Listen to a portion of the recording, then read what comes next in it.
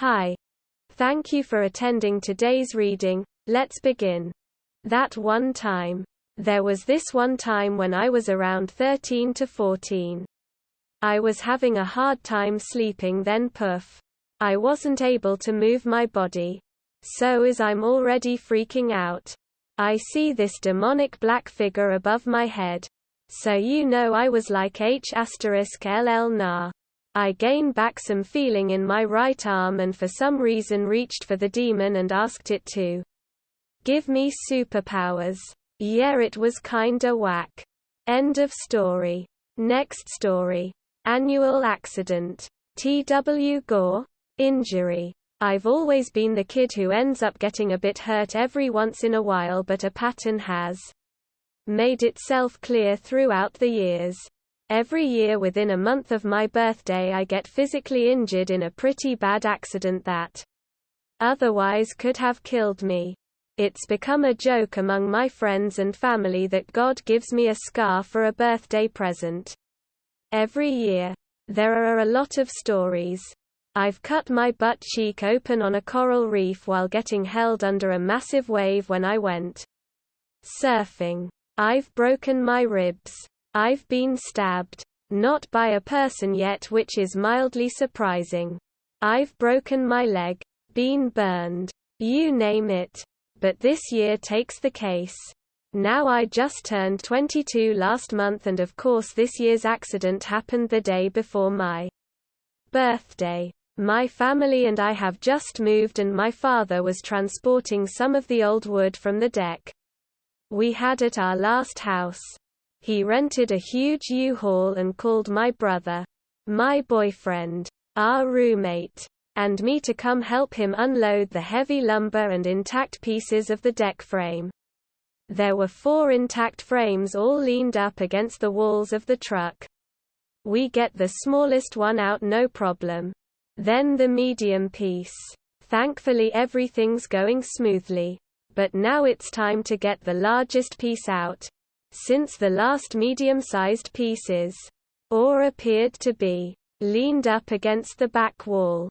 The largest piece had to be at least 7 feet tall when we leaned it on its side.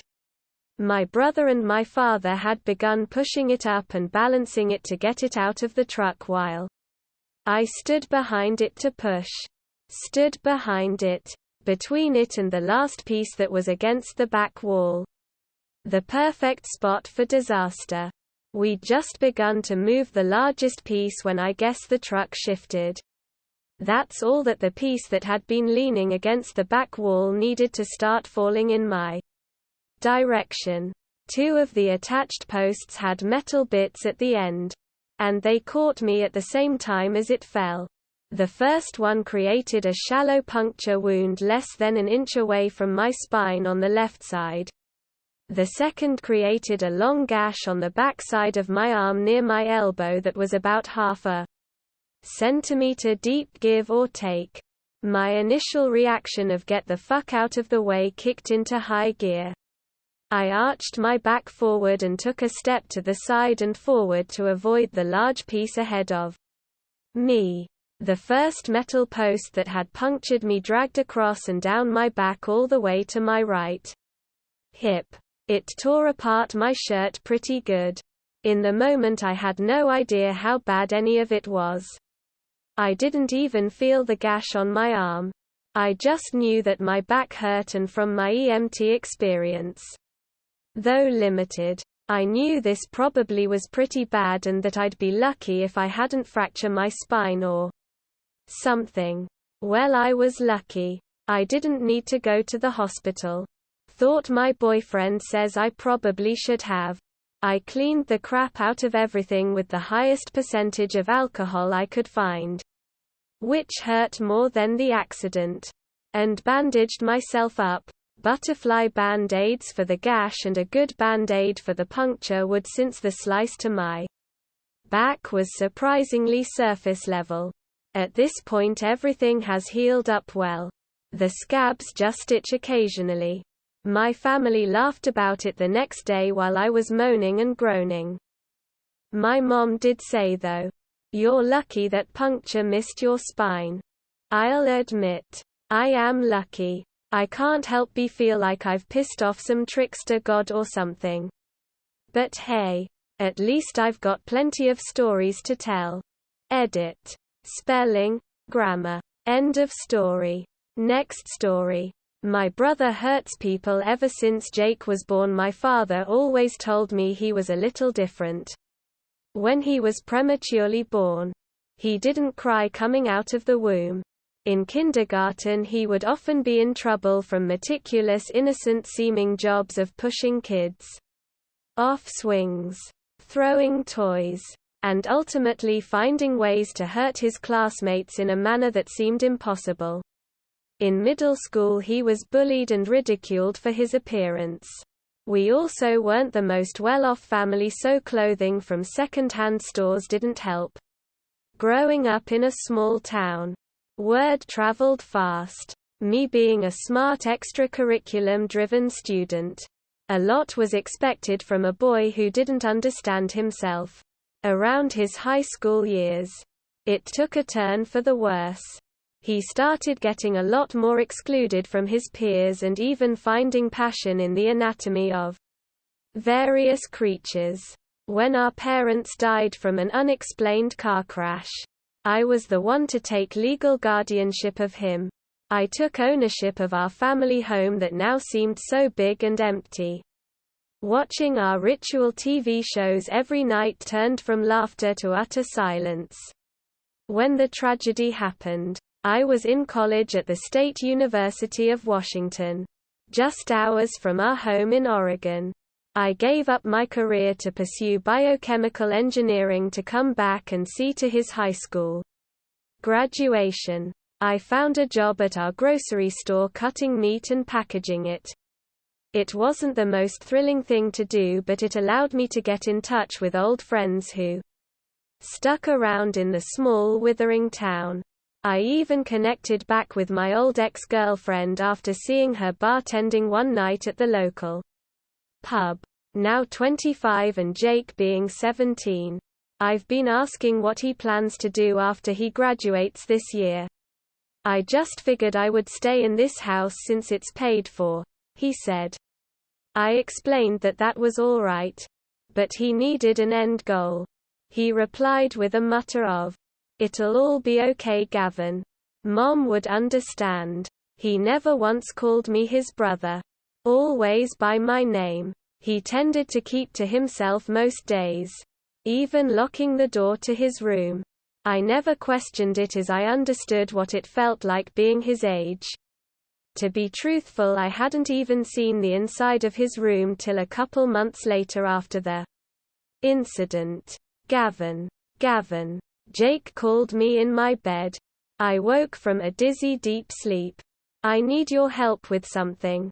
I stuttered out of bed and put on some sweatpants and a white t-shirt. I followed his voice into the living room where I saw a blur of an image on the floor while the TV echoed throughout the house.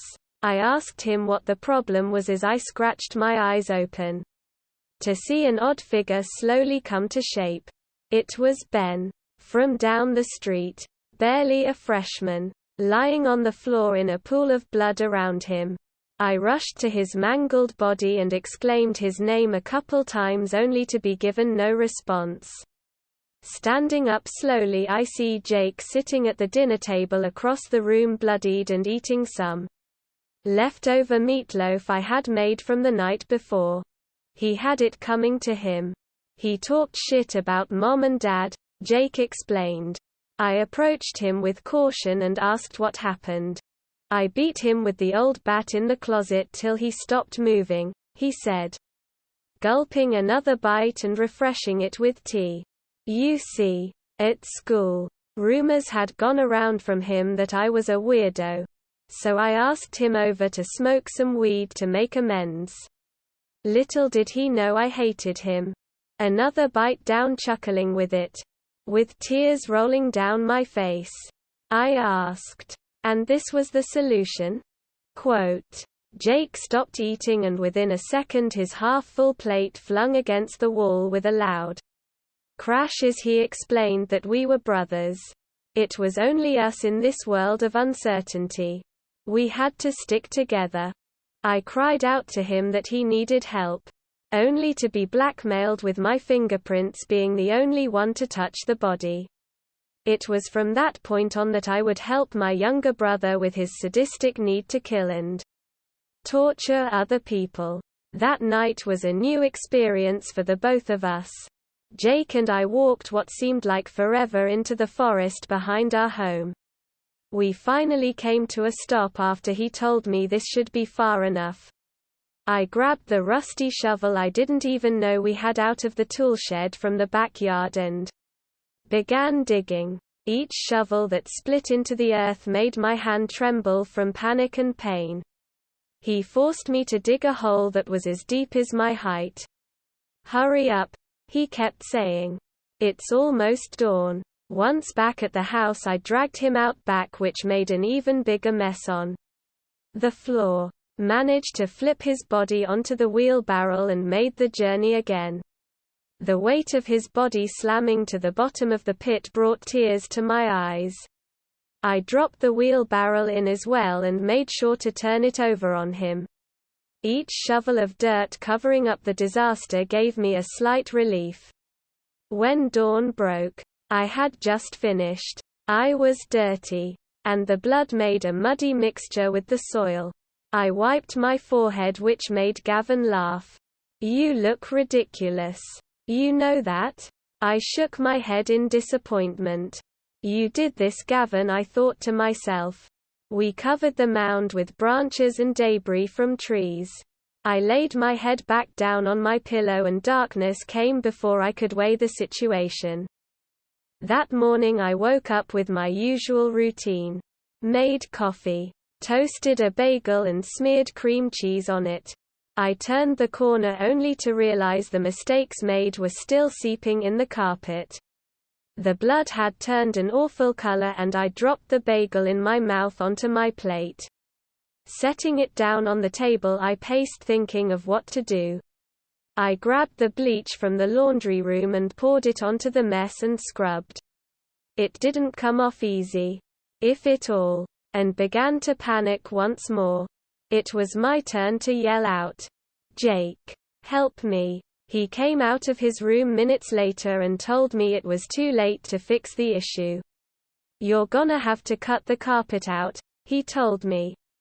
So, I did so. I grabbed a kitchen knife and butchered most of the living room down to the base floor that was concrete. He once again sat in the background watching me do the dirty work. I still hadn't showered and finally noticed once I was finished with the renovation. Each beating bead of the pulsing water from the shower gave my body tingles. I was disgusted in myself to take part in the heinous act, but yet overcome that my brother and I connected for once, even in such an act as this. I left the shower drying myself off with the towel and went back to my room, throwing on my work clothes because of the shift I was scheduled in a few hours. As I was leaving the house on the afternoon Saturday, my brother told me, "Have a wonderful day," while watching a random program on TV. Being obviously tired, I stopped at the gas station to grab a coffee. While browsing the aisles for a small pastry snack, I overheard small talk between the teller and a townsmate. "Ben never came home last night. His mother is worried sick." I came to check out and said, "He probably got drunk with friends and lost his phone." The teller shrugged and I left with my coffee and donut in hand. Once arriving at the market, the rumors and talk had grown louder. Every hour I heard talk of his disappearance. I kept my head down and continued my work.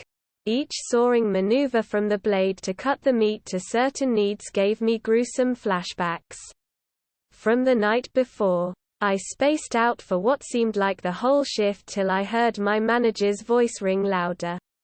"Gavin, it's 6 in the evening. Go home, bud." Where had time gone? I thought to myself. On the quick drive home, I saw neighbors passing out flyers of Ben's face posted largely on it. Word traveled fast and people became more worried than I had. I arrived home to be greeted by Jake again. "You don't have to worry, Gavin. People don't suspect us at all." I brushed past him and laid my head down on my bed and slumbered deep once more. Unlike most other people, I woke up to 4 loud knocks at my door. I quickly scurried to put on clothes and answered the door. "Hi. I'm Detective George and this is my partner Detective Adams." The pair scooted past my barely revealed door and invited themselves in. The silent detective of the pair, Mr. Adams, investigated my home for any unusual markings.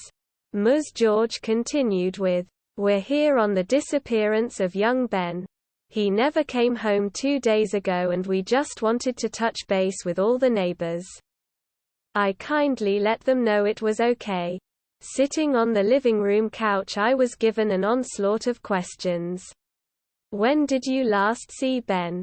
How well did you know him? And ultimately, how close to him was I?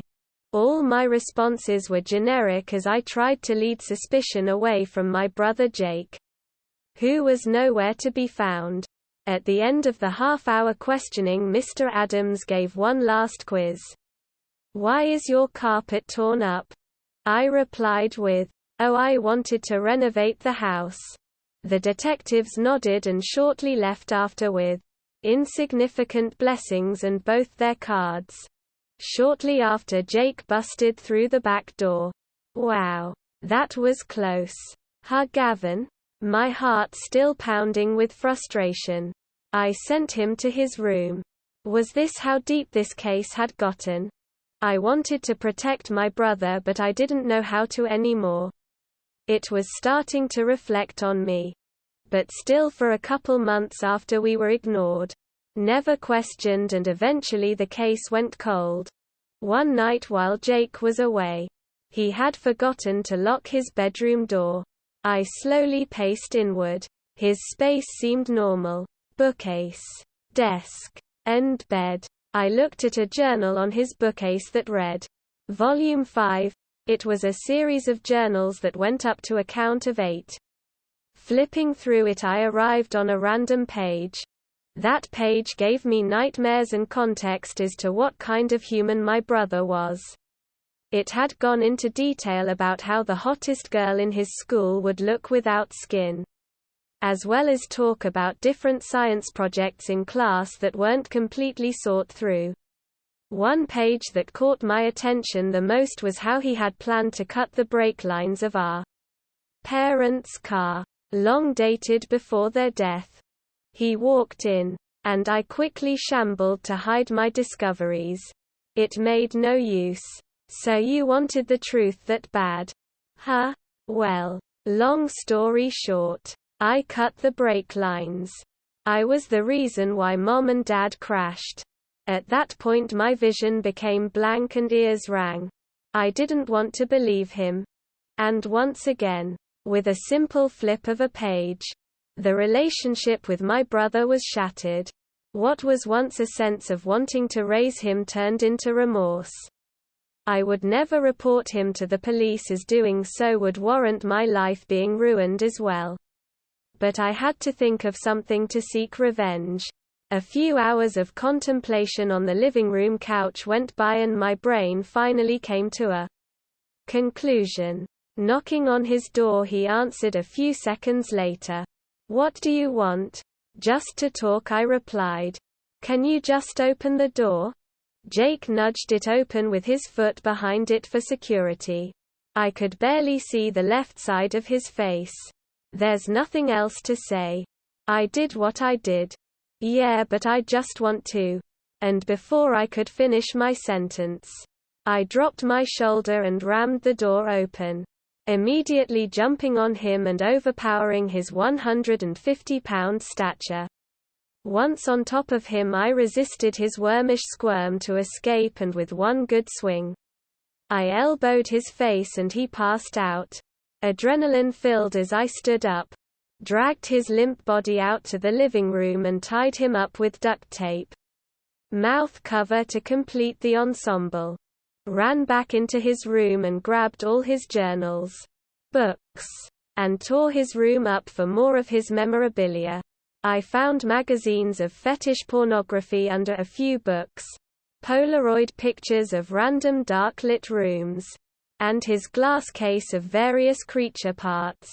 One picture was of me sleeping.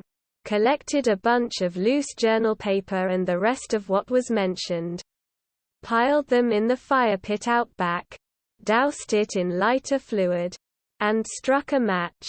Stared in empty contemplation till it almost burnt my finger and dropped it. With a giant roar the flame erupted and my revenge plan came to an end.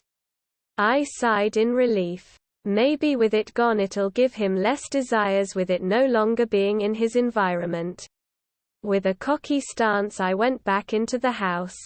Threw some water on him and he slowly came back to his senses.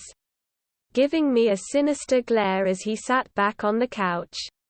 "It's all being burned, Jake.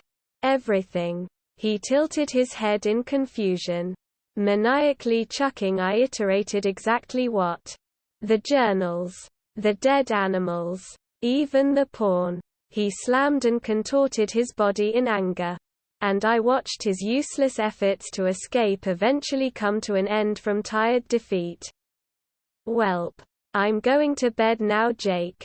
Enjoy your sleep." I left him there and he screamed with a muffle as I hit the light switch.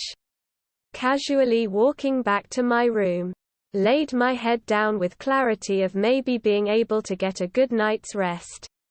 Waking up I had the most energy in a long time.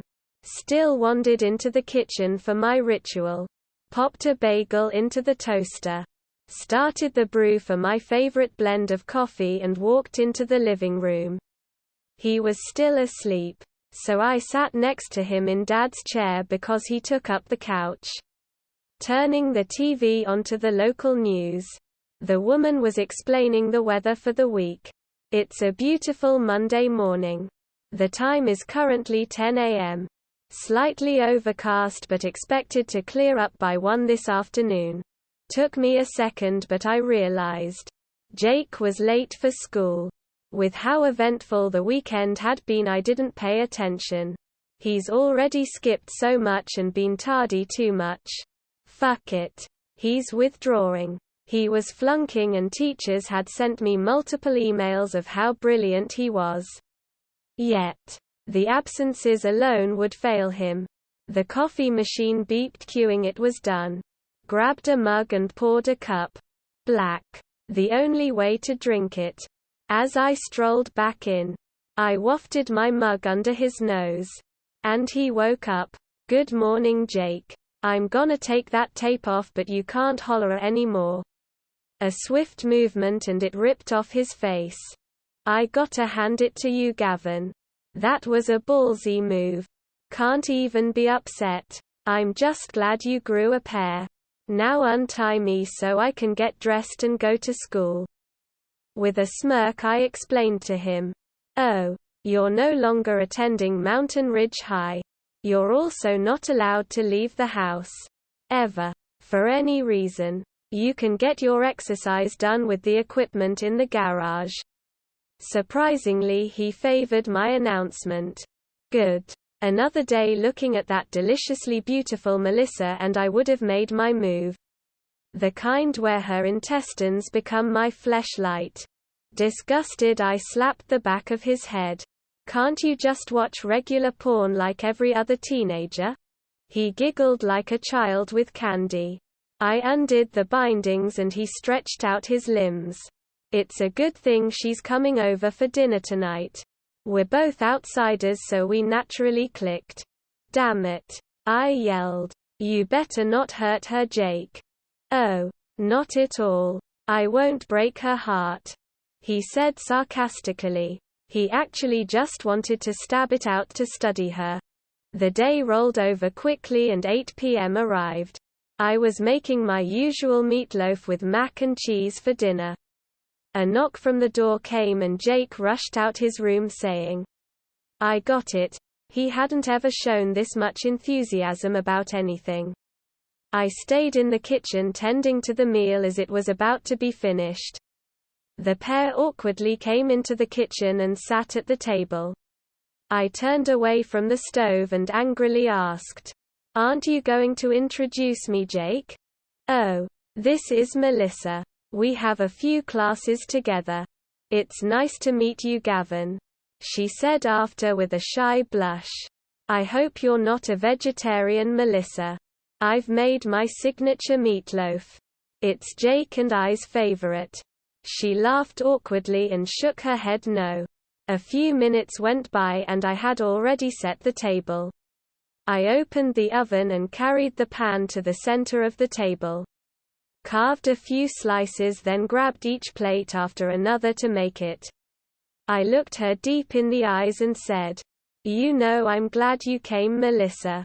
It's been a while since we've had company." She blushed and covered her mouth to finish the bite and replied, "Well, let's call it even for cooking me dinner.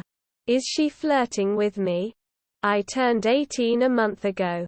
I didn't celebrate, so this makes up for it." A half hour goes by and she goes to the restroom while Jake and I sit at the table. "She's fucking you, Gavin," he laughed. "Shush, is such a slut. I'm gonna kill her." End of story. That is all for today. If you want to support my automated channel, feel free to drop a like and subscribe. See you tomorrow.